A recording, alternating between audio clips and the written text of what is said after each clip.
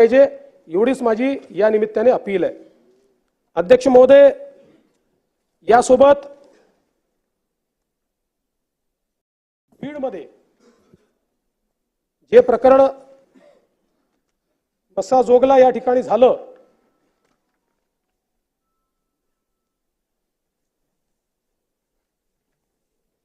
हे प्रकरण अत्यंत गंभीर आहे।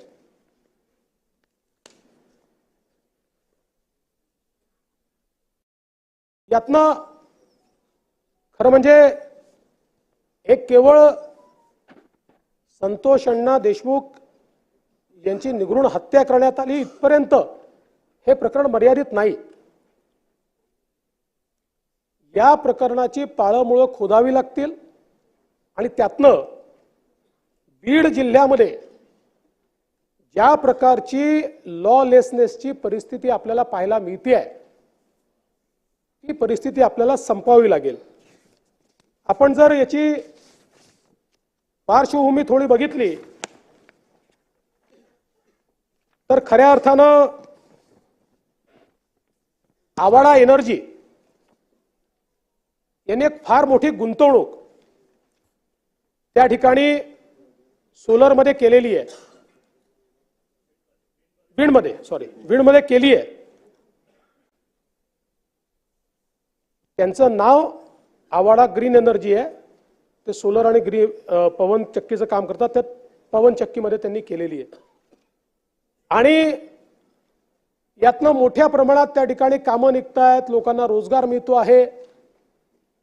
आणि म्हणून काही लोक ही कामं आम्हालाच द्या, आम्ही म्हणू त्या रेटनेच द्या, आणि नसतील द्यायची तर आम्ही सांगू तेवढी आम्हाला खंडणी द्या, अशा प्रकारच्या मानसिकतेमध्ये त्या ठिकाणी वावरताना आपल्याला पाहायला मिळत आहे। आणि मग यातलाच एक प्रकार जो आहे, साधारणपणे 6/12/2024 रोजी 12-12:30च्या दरम्यान हे जे मस्साजोग इथे आवाडा ग्रीन एनर्जीचं ऑफिस आहे, त्या ठिकाणी अशोक नारायण घुले, सुदर्शन घुले, प्रतीक घुले असे सगळे जे काही आरोपी आहेत, हे आरोपी त्या ठिकाणी गेले। पहिल्यांदा त्यांनी तिथला जो वॉचमन आहे अमरदीप भगवान सोनवणे याला शिवीगाळ आणि मारहाण केली। त्यानंतर तिथले senior manager, project manager Shivajirao Thopte हे त्या ठिकाणी आले, त्यांना देखील त्यांनी मारहाण केली। आणि मारहाण चालू असताना साहजिक त्यांनी तिथले जे सरपंच आहेत संतोष अण्णा देशमुख यांना फोन केला की अशा प्रकारे हे येऊन मारहाण करतायत आणि हे गुले जे आहेत हे बाजूच्या गावचे आहेत, आणि त्यामुळे साहजिकच बाजूच्या गावचे लोक येऊन आमच्याकडे अशा प्रकारची मारहाण करतात।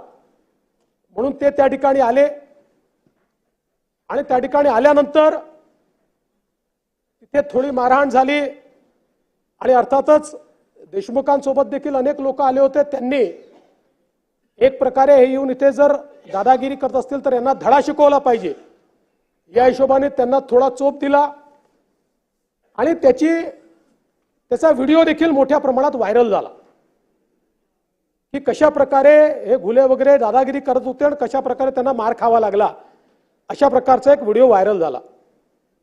आणि त्यानंतर आपल्याला कल्पना आहे की साधारणपणे 9 तारखेला 9/12/2024 संतोष अण्णा हे 4-चाकी वाहनातनं त्या ठिकाणी आपल्या गावी परत जात होते। एकटेच होते, कोणीच नव्हतं सोबत। पेट्रोल पंपावर थांबले, तिथे त्यांचे आत्ते भाऊ आहेत, ते त्यांना दिसले।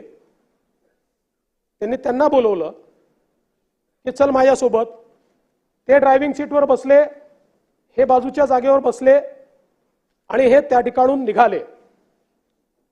ज्यावेळी ते निघाले त्यावेळी टोल नाक्याजवळ काळ्या रंगाची एक स्कॉर्पिओ आणि त्याच्या मागे एक अजून गाडी, अशा या गाड्या त्या ठिकाणी त्यांची वाट पाहत होत्या. यांची गाडी टोलवरनं थोडी वेगाने निघाली. मग त्यांनी त्यांना इंटरसेप्ट केलं. इंटरसेप्ट केल्यानंतर पहिल्यांदा ड्रायव्हर साईडची काच फोडली. त्यांना असं वाटलं की संतोष अण्णा या बाजूलाच बसले आहेत, पण त्यांच्या लक्षात आलं की तिकडे दुसरं कोणी बसलाय. पुन्हा दुसऱ्या बाजूला गेले, त्या ठिकाणी ती काच फोडली. त्यांना बाहेर काढलं आणि बाहेर काढल्यानंतर त्यांना या स्कॉर्पिओ गाडीमध्ये टाकलं आणि बराच वेळ पहिल्यांदा त्या गाडीमध्येच त्यांना मारहाण करत होते. अशा प्रकारचं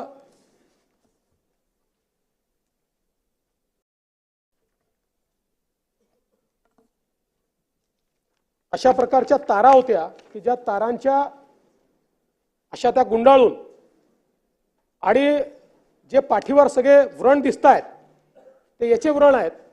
याने त्यांना प्रचंड मोठ्या प्रमाणात त्या ठिकाणी मारहाण करण्यात आली.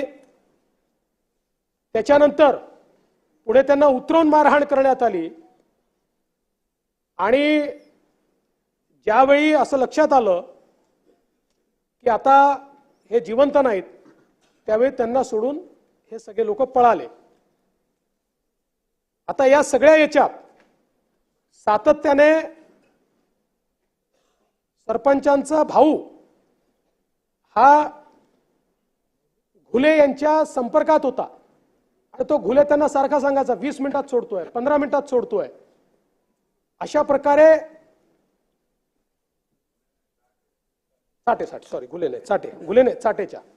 चाटेंच्या आजो माणिक जयराम माणिक चाटे, विष्णू महादेव चाटे 45 वर्षीय विष्णू महादेव चाटेच्या संपर्कात होता. तो सारखा सांगायचा सोडतोय, पण त्यांनी त्यांना काही सोडलं नाही. प्रचंड मारहाण त्यांना त्या ठिकाणी करण्यात आली आणि त्या मारहाणीमध्ये त्यांचा मृत्यू त्या ठिकाणी झाला. अतिशय दुर्दैवी अशा प्रकारचा मृत्यू आहे. यात एकच फक्त सुरेश अण्णांनी या ठिकाणी जो मुद्दा मांडला, कारण काही गोष्टी या रेकॉर्डवर ठीक असल्या पाहिजे म्हणून सांगतो की हा जो काही मुद्दा समोर आलेला आहे की त्यांचे डोळे वगैरे जाळण्यात आले, ही वस्तुस्थिती नाही आहे. त्यांच्या डोळ्यावर मारण्यात आलेला आहे, पण डोळे जाळण्यात आलेले नाही आहेत. पण जो काही त्यांची हत्या झालेली आहे अतिशय निगृढ अशा प्रकारची ही हत्या झालेली आहे. आणि याच वेळी खरं म्हणजे काही प्रश्न उपस्थित झाले की ही 6 तारखेची घटना झाली. या 6 तारखेच्या घटनेवर एट्रॉसिटी हा उशिरा का दाखल करण्यात आला? त्याचं प्रामुख्याने कारण असं होतं की 6 तारखेच्या घटनेची जी फिर्याद आहे, ही फिर्याद प्रोजेक्ट इंजिनियर शिवाजी थोपटेंनी दिली होती आणि त्यावेळी त्यांनी स्वतःला मारहाण कशी झाली या संदर्भातली फिर्याद दिल्यामुळे तिथे अट्रॉसिटी अट्रॅक्ट झाला नाही. 4 दिवसांनी ज्यावेळेस त्यांनी ॲडिशनल फिर्याद अमरदीप सोनवणेची दिली, अमरदीप सोनवणे हे मागासवर्गीय असल्यामुळे त्या फिर्यादीवर अट्रॉसिटी त्या ठिकाणी लागू करण्यात आली. याच दरम्यान एक अजून वस्तुस्थिती आपल्या लक्षात आली आहे, ती म्हणजे 29/11/2024 रोजी ही एक केस पोलीस ठाण्यात फिर्याद आहे की ज्या फिर्यादीमध्ये असं म्हटलंय की सुनील केंदू शिंदे हे मस्साजोग येथील आवादा एनर्जी प्रकल्पाच्या कार्यालयात हजर असताना त्यांचा मोबाईल क्रमांक जो काही असेल वर विष्णू चाटे याच्या मोबाईल क्रमांक जो काही असेल यावरून वाल्मिक कराड याने प्रकल्पाचे काम बंद करण्याबाबतची धमकी दिली.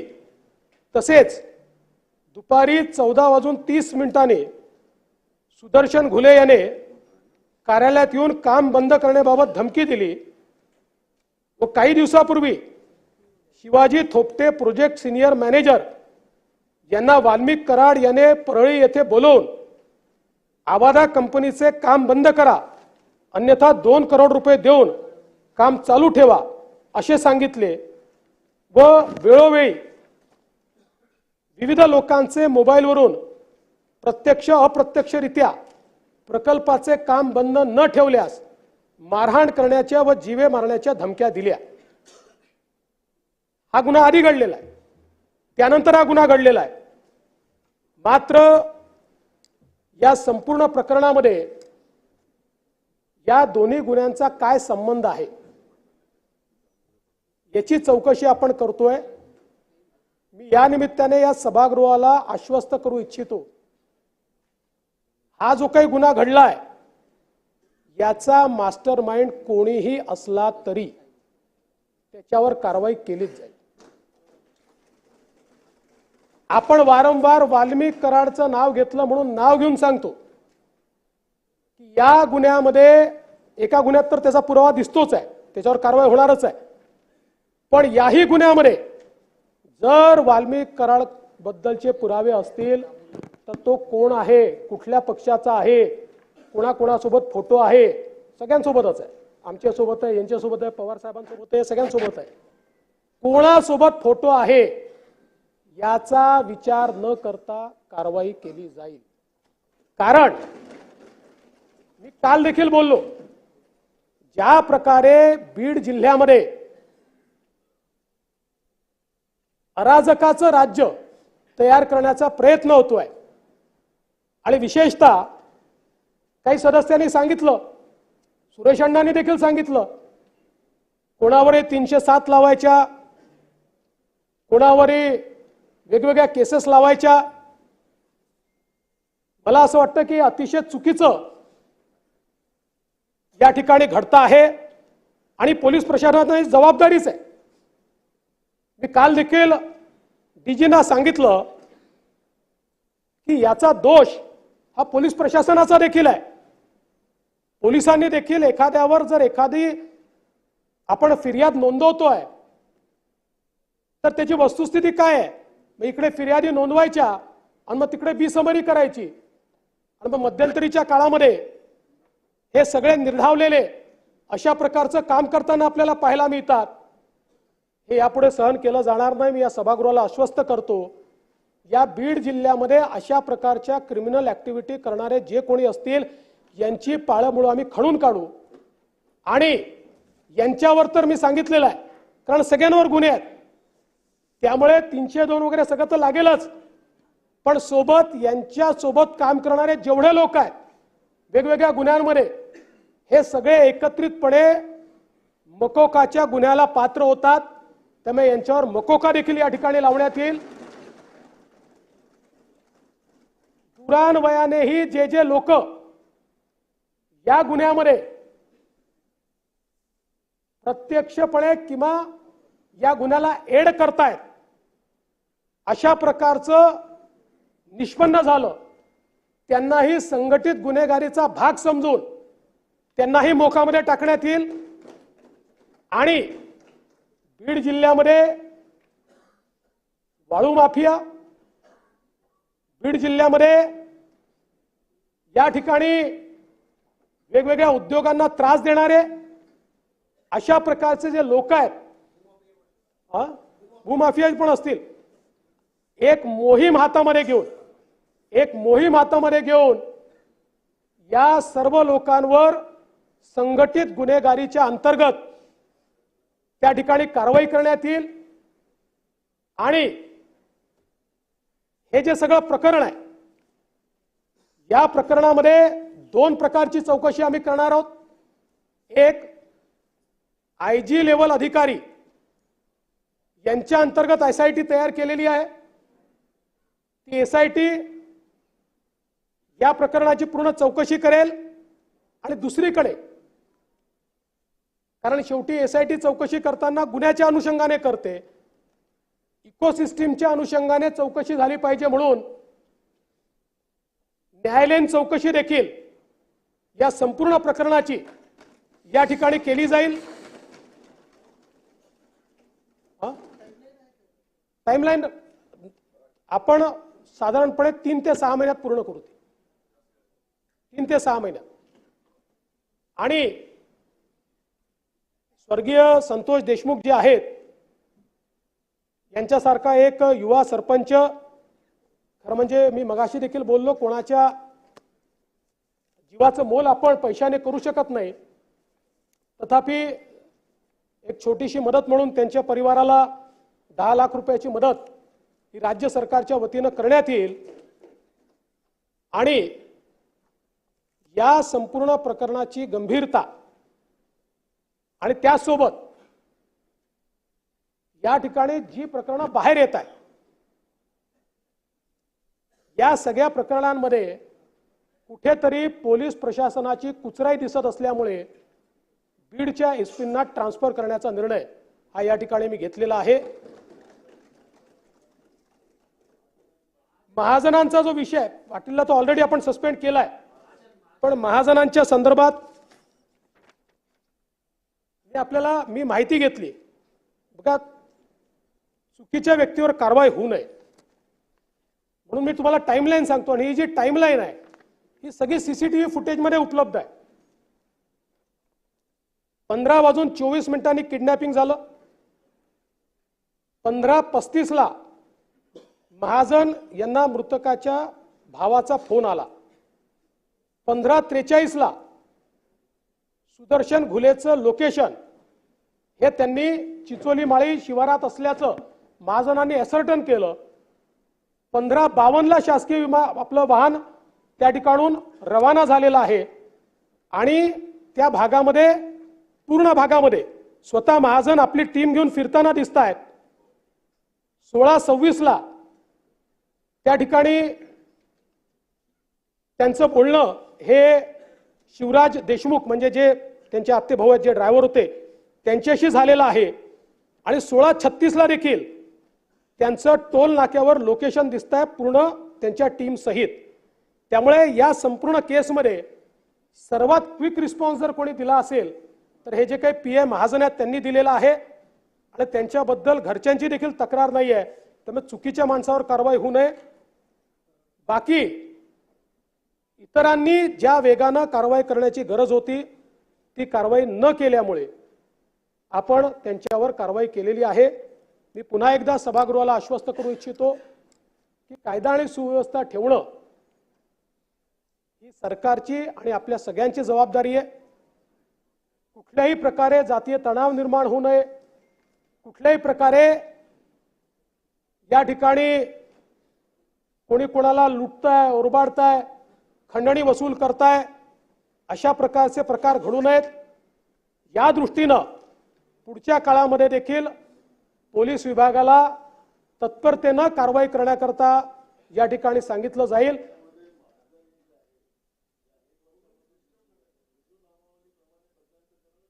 ते असेल तर बघू, तो काही प्रश्न नाही।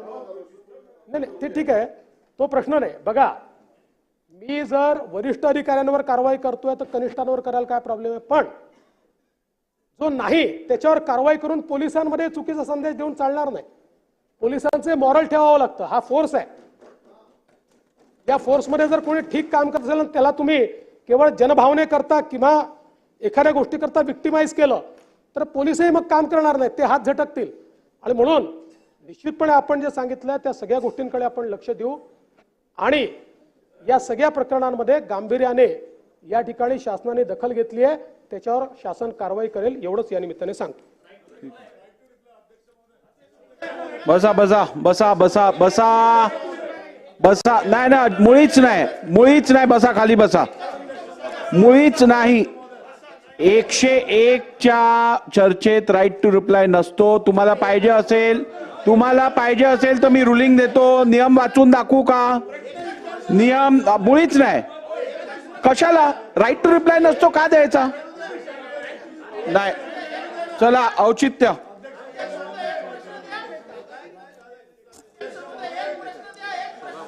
सभागृहात या विषयावर चर्चा झालेली आहे। आता सभागृहाने या प्रस्तावावर विचार केलेला आहे।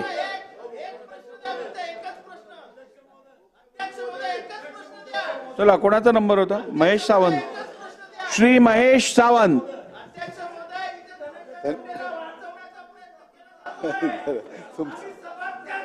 हो नाही संपलं ना, अजून आहे। श्री महेश शिंदे। नाही संपलं ना अजून, अध्यक्ष महोदय। महेश सावंत अजून महेश सावंत बोला, बसा बसा. शिंदे महेश शिंदेजी बसा. नाही नाही त्याला बोलायला तर मिळालं श्री पाहिजे. महेश सावंत. श्री एक महेश बोलतोय, सावंत. एक बोलतोय. धन्यवाद अध्यक्ष महोदय. आज ती मला संधी तुम्ही दिली औचित्याचा प्रश्न. माझ्या विभागातील साहेब 33-7 माडा अंतर्गत जे काही विकासक झाले, जवळजवळ 15 ते 20 इमारती गेले 10 ते 15 वर्षापासून वंचित झालेले आहेत. विकासकाच्या काही कारणामुळे काही विकासक जेलमध्ये गेले आहेत, काही विकासक आर्थिक बाजूमुळे कमजोर झालेले आहेत. अशामुळे जे माझे स्थानिक विभागातील रहिवासी आहेत ते घरापासून वंचित आहे. अध्यक्ष महाराज, तुम्हाला विनंती करतो, अभिमन्यू पवार आपल्या जागेवर बसा. सगळ्यांनी आपल्या जागेवर बसा. शासनाने यावरती एक वेगळी विशिष्ट असा अधिकारी नेमणूक करून त्यावरती लवकरात लवकर तोडगा काढून जे 10 ते 15 वर्ष या विभागातील रहिवासी घरापासून वंचित आहे त्यांना पुन्हा पूर्ववत त्या घरामध्ये आणण्यासाठी आपण सहकार्य करावं, असा मी औचित्याच्या मुद्द्यावरनं तुम्हाला या प्रश्नावरती लक्ष वेधतो. धन्यवाद. जय हिंद, जय महाराष्ट्र. माझ्या बोलण्यामध्ये एक विषय राहिला. विजय वाकोडे हे त्या ठिकाणी दलित समाजाचे मोठे कार्यकर्ते आहेत, नेते आहेत. या सगळ्या परभणीच्या प्रकरणामध्ये ते एक प्रश्न इथे आला की त्यांचा देखील मृत्यू झाला. खरं म्हणजे ते शांतता प्रस्थापित करत होते, शेवटी लोकांनी ऐकलं नाही म्हणून ते त्या ठिकाणून निघून गेले. त्यांचा याच्यामध्ये शांतता प्रस्थापित करण्यामध्ये मोठा रोल होता. दुर्दैवाने त्यानंतर ते संध्याकाळी ॲडमिट झाले. ॲडमिट झाल्यानंतर त्यांचा त्या ठिकाणी मृत्यू झाला आणि त्याच्यामध्ये त्यांना 2 वेळा त्यांची एन्जिओप्लास्टी झाली होती. हार्टचा प्रॉब्लेम होता. वय देखील त्यांचं जवळपास 67 वर्ष होतं. पण राजकुमार बडोलेजींनी माझ्या लक्षात आणून दिलं की त्यांनी शांतता प्रस्थापित करण्याकरता या ठिकाणी प्रयत्न केलेला आहे. एक चांगला कार्यकर्ता आहे आणि म्हणून बडोलेजींनी ती मागणी केली आहे. त्यांना देखील 5 लाख रुपयाची मदत राज्य सरकार देईल. बोला.